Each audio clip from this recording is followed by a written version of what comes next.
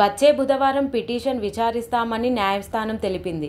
అయితే చంద్రబాబు చేసిన ఆరోపణలపై టీటీడీ మాజీ చైర్మన్లు వైవి సుబ్బారెడ్డి, భూమన కరుణాకర్ రెడ్డి ఆరోపణల్ని తీవ్రంగా ఖండించారు. అంతేకాదు వెంకటేశ్వర స్వామివారి లడ్డూ ప్రసాదంలో తయారీలో ఉపయోగించిన నెయ్యి శాంపిల్స్ని పరీక్షల కోసం నేషనల్ డైరీ డెవలప్మెంట్ బోర్డు ల్యాబొరేటరీకి పంపించారు. రిపోర్ట్లో కల్తీ నెయ్యి వాడినట్లు తేలింది.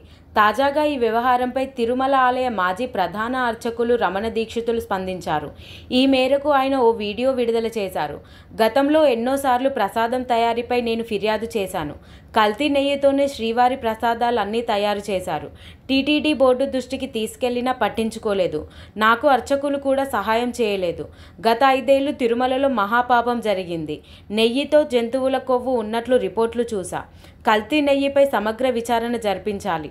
నిందితులపై కఠిన చర్యలు తీసుకోవాలని రమణ దీక్షితులు డిమాండ్ చేశారు.